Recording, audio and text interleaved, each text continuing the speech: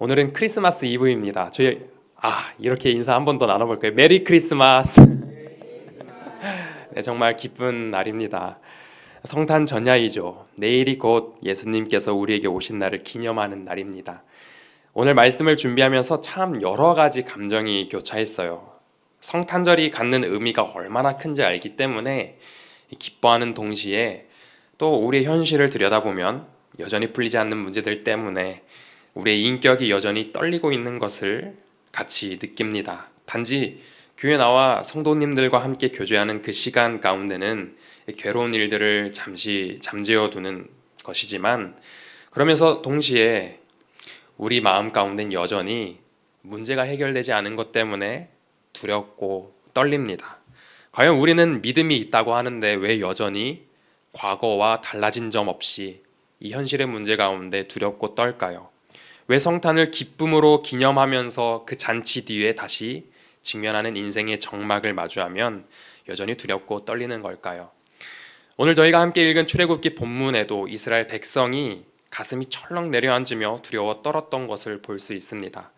16절에 하나님께서 시내산에 강림하시기 전에 그 산 위에 우레와 번개와 빽빽한 구름을 두시고 아주 큰 나팔 소리가 들리게 하셨을 때 모든 백성이 다 떨었다라고 합니다.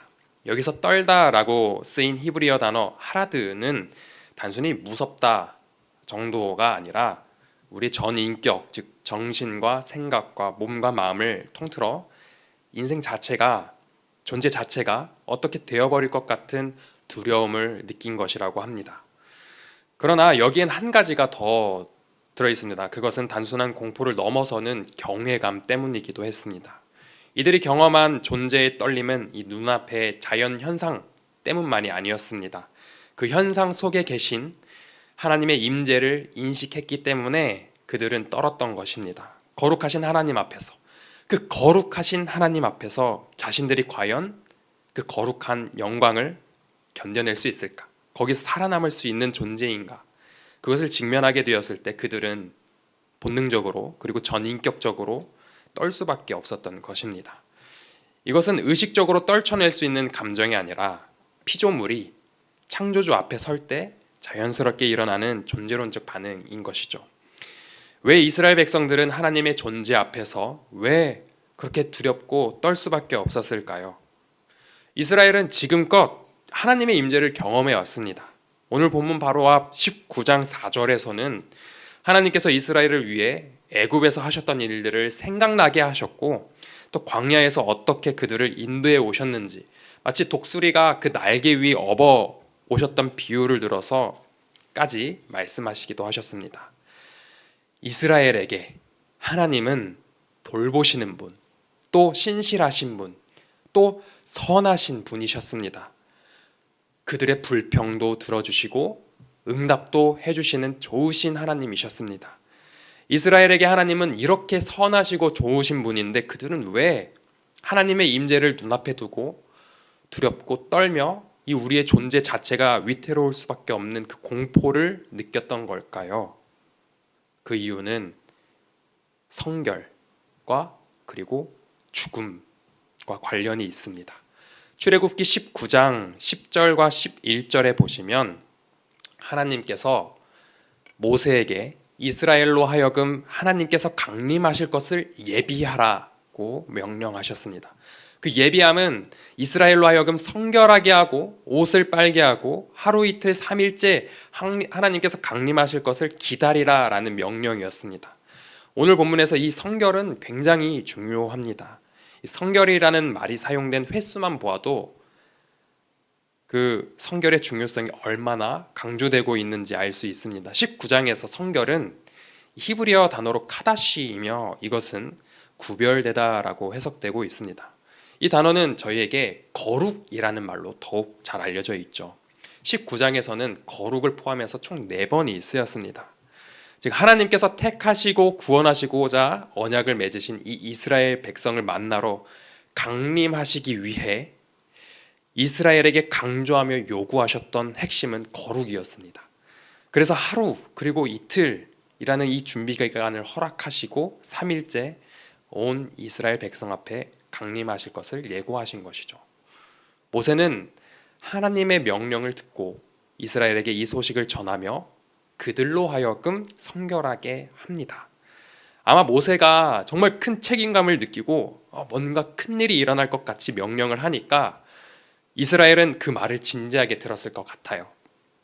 아마 저희 청소년부와 같은 또래를 지나고 있는 사춘기 그 중2 학생들과 같은 또래인 아이들도 들었을 것 같아요.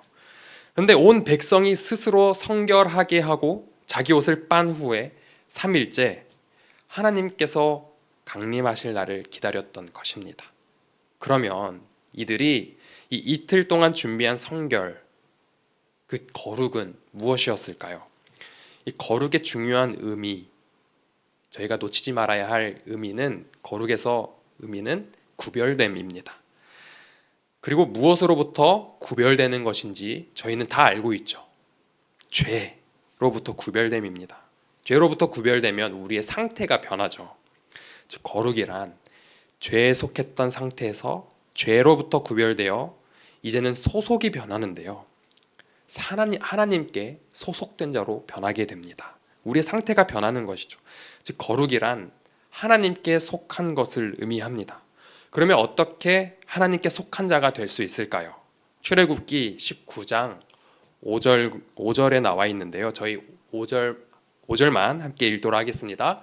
세계가 다 내게 속하였나니 너희가 내 말을 잘 듣고 내 언약을 지키면 너희는 모든 민족 중에서 내 소유가 되겠고. 아멘. 먼저 내 말을 잘 듣고 에서 말을 듣는다는 뜻은 단순히 말을 듣는 의미가 아니라 왜 말을 잘 듣느냐를 깨달음이 있어야 이 말을 듣는다라는 것입니다. 그리고 내 언약을 지키면의 뜻을 알려면 여기에 쓰인 지키다를 보아야 하는데요. 여기 쓰인 지키다는 샤마르라는 것이 쓰여서 관계를 소중히 여기며 붙들다라는 뜻을 가지고 있습니다. 즉 언약을 지킨다는 것은 하나님과의 이 관계를 소중히 여기며 붙든다라는 의미를 가지고 있습니다. 그리고 왜 이 관계를 소중히 여기는지 또 깨달음이 있어야 한다는 것입니다. 그러면 어떤 깨달음이 있어야 하나님의 말씀을 순종할 수 있고 어떤 깨달음이 있어야 하나님과의 이 관계를 소중하게 여기며 붙들 수 있을까요? 그 깨달음은 그 앞절 4절에 나와 있듯이 은혜를 기억할 때 얻을 수 있습니다. 은혜죠. 즉 이스라엘 백성들이 성결을 준비하기 위해서는 하나님의 말씀에 순종하고 하나님과의 관계를 소중히 여겼어야 하는데 그러기 위해선 하나님께서 그들을 어떻게 구원하셨는지 그 은혜를 기억해야 했습니다. 그렇게 이스라엘은 하나님께서 그들을 어떻게 인도하셨는지 생각하며 다시 애굽으로 돌아가지 않겠다고, 더 이상 세상의 가치관의 노예가 아니라 하나님께서 그들을 어떻게 구원하셨는지 은혜를 기억하며 하나님을 따르겠다고 마음을 성결하게 하고 삶을 성결하게 하는 준비를 했을 것입니다. 이렇게 이스라엘은 모세를 통해 말씀하신 하나님의 명령을 다 준행하며 성결을 위해 이틀에 걸쳐 준비를 했습니다. 그런데 이스라엘은 막상 하나님의 임재를 앞두고 이 존재 자체가 위협을 받는 공포를 느끼며 두려움에 떱니다. 마치 몸이 사시나무 떨듯이 덜덜덜 떨리는 것이죠. 예를 들어서 조선시대에 산중에 혼자 가다가 곰을 만나거나 호랑이를 만나면 몸이 저절로 떨리는 것처럼 본능적으로 떠는 것이죠. 우리 내면의 깊숙한 존재에서 그 영혼이 떠는 것입니다. 왜 이스라엘은 이틀에 걸쳐 성결을 준비했음에도 불구하고 이 하나님의 임재 앞에 본능적으로 떨 수밖에 없었을까요? 하나님은 그렇게 성결을 위해 준비한 이스라엘 백성 중 모세와 아론을 제외한 그 누구도 하나님의 거룩한 산에 발을 들여놓지 못하게 합니다. 왜냐하면 이게 성결과 관련된 건데요. 이스라엘이 여전히 성결하지 않았다라는 것입니다. 그들이 이틀 동안 열심히 성결을 위해 노력을 했지만 그들이 여전히 성결할 수 없었다라는 것입니다. 왜 하나님의 그 구원의 은혜를 온전히 깨닫지 못하고 하나님의 말씀을 온전히 순종할 수 없었을 뿐더러 하나님과의 그 관계를 온전히 소중하게 여기고 붙들 수 없었을까요? 그리고 하나님의 임재 앞에서 구원의 자유를 경험하기보다 존재론적으로 이 눈앞에 펼쳐진 그 어마무시한 광경에 떨 수밖에 없었을까요? 그 이유가 14절에 나와 있습니다. 저희 함께 봉독하겠습니다. 모세가 산에서 내려와 백성에게 이르러 백성을 성결하게 하니 그들이 자기 옷을 빨더라. 아멘. 모세가 이스라엘 백성에게 성결하라라고 했을 때 이들이 한 일이 무엇이냐면요, 옷을 빨더라였습니다. 이게 기록된 전부였습니다.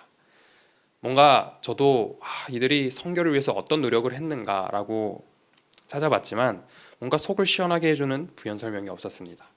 성결하라고 했더니 옷을 빨았다. 그리고 영어 번역본에도 보면 성결하라고 했더니 세미콜론 옷을 빨았다. 즉 성결하라고 했더니 옷을 빨았다 라는 것밖에 없었죠. 이게 전부입니다. 모세는 성결을 요구를 했는데 백성은 옷 빨래로 화답을 한 거예요. 이게 무엇을 의미하냐면요, 겉으로 보이는 모습만 깨끗하게 하는 게 최선이었다 입니다. 삶의 모양만 괜찮게 보이게 했다는 것이죠. 이게 원죄를 가진 우리 인간의 한계입니다. 사람들은 바르게 살고 열심히 살고 선행을 많이 베풀면 성결해진다라고 생각을 하지만 이런 노력으로는 하나님의 거룩한 임재 앞에 설 수 없다는 것을 오늘 본문은 말해주고 있습니다. 우리가 아무리 열심히 살고 바르게 살고 선행을 많이 베풀었음에도 이 삶의 문제 앞에서, 우리가 직면한 그 무시무시한 문제 앞에서, 그 여러 상황 앞에서 가슴이 사무치듯 떨리는 이유는 우리의 최선으로는 진정한 생명에 이르는 구원을 얻을 수 없다는 것을 우리 영혼이 안다는 것입니다. 아무리 세상적으로 애를 써도 여전히 마음이 떨리는 이유는 저희가 거룩해지지 않았다. 그것 때문입니다. 다시 말해서 죄에서 구별되지 않고 하나님께 온전히 속하지 않았기 때문에 우리가 문제 앞에서 무서워서 떤다라는 것이죠. 결국 이 죄가 해결되지 않아서입니다. 죄. 우리는 여러 가지 이유로 이 죄를 떨쳐버리지 못합니다. 근데 자존심 때문에, 하나님의 말씀에 순종하지 못하고, 내가 추구하는 성공 때문에 하나님과의 관계보다 세상을 또 그리워하는 것입니다. 왜 이런 일이 벌어지나요? 하나님이 날 구원하셨다는 이 은혜를 받아들이지 못했기 때문입니다. 은혜를 온전히 받아들이지 못했기 때문입니다. 그런데요, 우리가 이 죄에서 벗어날 수 있는 유일한 방법이 있습니다. 우리한테 아주 끈질기게 달라붙어서 떨어지지 않는 이 죄를, 어둠을 물리쳐 주시는 분이 계십니다. 저희 마태복음 1장 21절을 함께 봉독하겠습니다. 아들을 낳으리니 이름을 예수라 하라. 이는 그가 자기 백성을 그들의 죄에서 구원할 자이심이라 하니라. 아멘. 이스라엘 백성들은 성결하라고 했더니 그들이 할 수 있었던 최선은 고작 옷을 빨래하는 일이었습니다. 겉으로 보이는 때를 제거하는 것이었죠. 그것이 최선이었습니다. 그들은 결국 하지만 거룩해질 수 없었습니다. 거룩한 백성이 될 수 없었죠. 하나님의 말씀에 순종하고 언약을 온전히 지킬 수 없었다라는 것입니다. 즉 그들의 힘만으로는 하나님께서 나의 구원자시라는 은혜를 기억할 수 없었고, 그래서 하나님과의 관계가 얼마나 소중한 것인지 모르고 그 관계를 끝까지 붙들지 못했다는 것입니다. 그래서 그들은 멀지 않은 미래에, 이 19장 이후로 멀지 않은 미래에 모세가 십계명을 받으러 시내산 꼭대기에 올라가서 내려오지 않자 그들의 본심, 그 죄성이 시각화되어서 나타나 황금 송아지를 만들어버리죠. 그들의 노력은 그들의 죄를 해결할 수 없었습니다. 하나님은 이것을 너무나 잘 아셔서 결국엔 자신의 독생자를 우리에게 가장 낮은 모습으로 보내주십니다. 우리가 도저히 하나님의 말씀도 깨닫지 못하니까 우리 수준에 맞게 가장 낮은 곳에 오셨고, 또 가장 낮은 자들에게 찾아가셨고, 또 가장 비참한 형벌을 향하여 가셨죠. 하나님께서 예수 그리스도로 오셨습니다. 그 시내산 꼭대기에서 우레와 천둥과 그 빽빽한 구름과 매우 큰 나팔 소리가 가득 메웠던 곳에서 연기가 자욱하게 깔리다가 불 가운데 임하셨을 때 또 그 연기가 솟아오르고 산이 진동하고 매우 컸던 나팔 소리는 거기서 더 점점 더 커지는 가운데 음성을 들려주시며 그 산의 경계 안으로 백성 아무도 발을 들이지 못하게 하셨던 그분께서 우리의 연약함을 아시고 결국 가장 낮은 모습으로 오셨다는 것입니다.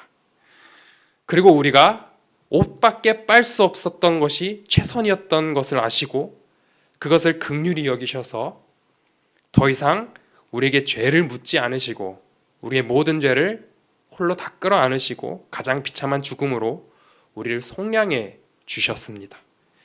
이스라엘 백성들은 제사장 나라고 거룩한 백성이고 그들의 능력으로 결코 거룩한 백성이고 제사장 나라고 또 그들의 능력으로는 결코 구원에 이를 수 없었습니다. 예수를 만나기 전 그들이 맞이한 결말은 결국 400년 침묵기이죠. 하나님을 더 이상 느낄 수 없는 소망이 없는 시대를 지납니다. 그 끝나지 않을 것 같은 길고 긴 400년 어두운 터널을 지납니다. 그 인생 가운데 400년 동안에는 정말 한평생 소망 없이 죽어간 인생들이 수없이 많았을 것입니다. 한평생요. 태어나서 죽을 때까지. 그렇게 하나님이 살아계시지 않는 것 같은 소망 없어 보이는 먹먹한 400년이 지났을 때 예수님께서 오시는데 그 이름을 이렇게 부릅니다. 저희 함께 마태복음 1장 23절을 봉독하겠습니다. 보라, 처녀가 잉태하여 아들을 낳을 것이요 그의 이름은 임마누엘이라 하리라 하셨으니 이를 번역한즉 하나님이 우리와 함께 계시다 함이라. 아멘. 예수님께서 어떤 이름으로 오셨어요? 임마누엘. 그 400년 공백기, 어둠의 긴 터널을 고작 옷 빨래하는 게 최선이었던 이스라엘을 긍휼히 여기신 하나님께서 400년을 뚫고 임마누엘로 가장 낮은 곳으로 가장 연약한 인생으로 어둠을 거닐던 이들에게 빛으로 오십니다. 임마누엘, 하나님이 우리와 함께 계시다. 이 말의 뜻은요, 주어, 서술어, 전치사 이게 아니라요, 이 자체가 하나인 것이죠. 즉 여기에는 시제가 없다라는 것입니다. 하나님이 우리와 함께 계시다. 이것은 현재형도 아니고 현재 진행형도 아니다. 인 것입니다. 즉 원어대로 말하면 우리와 함께 계시는 하나님입니다. 이 뜻은 하나님은 조건적으로 우리와 함께 계시는 것도 아니고 변덕스럽게 계셨다 안 계셨다 하시는 분도 아니라 어제도 오늘도 내일도 우리의 어떤 모습에도 불구하고 여전히 함께 계셨고 함께 계시고 함께 하실 것이다 라는 의미를 가지고 있습니다. 한순간도 우리를 떠나신 적이 없으시다는 것입니다. 그 긴 400년의 어두운 터널에서도 이스라엘은 느끼지 못했지만 하나님은 그들과 함께 계셨다는 것이죠. 인생이 두려워 떠는 것, 우리가 눈앞에 보이는 이 인생 앞에서 두려워 떠는 이유는 우리가 진정으로 하나님을 구주로 인정하지 않았기 때문입니다. 그 은혜를 받아들이지 않았던 것이죠. 아무리 열심히 최선을 다해서 스스로 옳다고 생각하는 인생을 살았어도 인생이 덜덜 떠는 이유는 우리의 최선으로는 스스로 성결해질 수 없고 하나님 앞에 설 수 없기 때문이었습니다. 우리의 죄의 문제는 이 옷을 빠는 정도의 외적인 변화로는 해결할 수 없습니다. 성결해지기 위해서는 죄가 해결되어야 하는데 죄 해결은 우리의 어떤 노력으로도 불가능하다는 거죠. 아무리 열심히 살아도 죄가 해결되지 않았기에 두려운 상황이 엄습하면 그 상황에 압도되어서 존재가 흔들리고 가슴이 덜덜 떨리게 되는 겁니다. 그러나 우리의 상황이 여전히 가슴 떨릴 정도로 심각해도 우리가 그 가운데 평안을 얻고 기뻐할 수 있는 이유는 단 한 가지, 임마누엘 예수 그리스도 덕분이십니다. 저희 누가복음 2장 10절을 함께 봉독하겠습니다. 천사가 이르되 무서워하지 말라 보라, 내가 온 백성에게 미칠 큰 기쁨의 좋은 소식을 너에게 전하노라. 아멘. 혹시 여기 있는 이 큰 기쁨에서 큰이라는 뜻이 뭔지 아세요? 저희 청소년부 아이들은 이해가 좀 쉬웠는데요. 저희 청소년부 학생들은 요즘에 공부를 어떻게 하냐면요. 학원에 가는 아이들도 있지만 인터넷으로 공부하는 아이들도 있어요. 인터넷에서 나오는 선생님들에게 수업 받는 아이들도 있는데 그걸 인터넷 강의라고 해서 줄여서 인강이라고 하는데, 유명한 인터넷 강의 회사가 있어요. 유명한 학원인데 메가스터디라고 합니다. 메가스터디. 거기에 있는 메가. 그리고 여기에 있는 큰이 바로 그 메가인데 뭐냐면 모든 걸 덮어버린다라는 의미입니다. 이 덮어버린다는 것이 뭐냐면 상황은 여전히 그대로인데 이 상황을 덮어서 기쁨으로 바꿔준다라는 거예요. 어떤 상황이든 그것을 기쁨으로 바꿔주는 게 여기 있는 큰 기쁨이라는 의미입니다. 예수 그리스도가 우리의 큰 기쁨이십니다. 우리의 인생이 이 상황 가운데 덜덜 떨리는데 우리의 죄를 해결해 주시는 분, 진짜 구원을 가져다 주시는 그 예수 그리스도를 우리가 받아들이면 이 큰 기쁨을 누릴 수 있다는 것이죠. 우리는 원래 아무리 노력해도, 아무리 옷을 빨아도 죄를 해결할 수 없었습니다. 그래서 하나님 앞에 서면 죽음을 직감하고 가슴이 덜덜 떨리던 자들이었습니다. 그런데 예수님의 죽으심으로 인해 우리의 죄가 사함받았고 이제는 은혜로 살기 위해 하나님 앞에 담대히 나아갈 수 있게 되었습니다. 예수님의 오심이 우리에게 큰 기쁨의 소식인 이유는 그분이 우리의 생명이시고 우리의 어둠을 물리쳐 주시는 빛이 되어 주셨기 때문입니다. 영원히 죄 때문에 하나님 앞에 죽음을 직감하며 벌벌 떠는 인생을 살 것 같았지만 예수님께서 우리의 죄를 사하여 주심으로 우리가 하나님께 다시 나아갈 수 있는 생명을 얻는 기쁨을 누리게 되었습니다. 우리가 이제 더 이상 떨지 않을 수 있는 이유는 예수님 덕분인데 진짜 생명을 누릴 수 있게 된 거잖아요. 성도님들, 저도 이렇게 말하기 부끄럽지만 복음은 저에게 이렇게 말합니다. 진짜 생명을 누리는 건 사랑을 알게 된 것을 포함합니다. 사랑을 알고 사랑을 할 수 있게 되었다라는 것입니다. 진짜 생명은 사랑을 알고 사랑을 할 수 있게 되었다는 것이죠. 하나님을 사랑하고 이웃을 사랑할 수 있게 되었다라는 것입니다. 우리는 사랑을 알지 못합니다. 죄 때문이죠. 그러나 우리에게 사랑을 알려주신 분이 계십니다. 예수 그리스도이시죠. 그 예수 그리스도께서 우리에게 사랑을 알려주신 방법은 희생입니다. 죽음으로 저에게 사랑을 알려주셨습니다. 그리고 우리에게 생명을 주셨죠. 그래서 이제 문제 앞에 떨지 않고 우리는 이 문제를 어떻게 이기냐면요, 사랑으로 이겨냅니다. 우리가 이 사랑이 없었을 때는 문제 앞에서 떨 수밖에 없었습니다. 근데 우리가 사랑하기로 결단하면 우리를 덜덜 떨게 하는 이 문제를 사랑으로 이겨낼 수 있다는 것이죠. 근데 그 사랑하기가 쉽지가 않습니다. 이 사랑으로 생명을 얻고 생명을 살리게 되는 진짜 기쁨을 누릴 수 있게 됩니다. 이 기쁨의 근원, 내 생명은 우리가 사랑을 알게 되고 사랑을 할 수 있게 될 때 진짜 누리게 됩니다.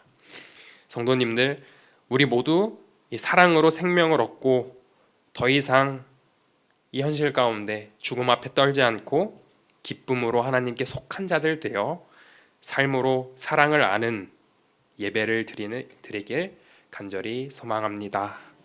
저희 함께 말씀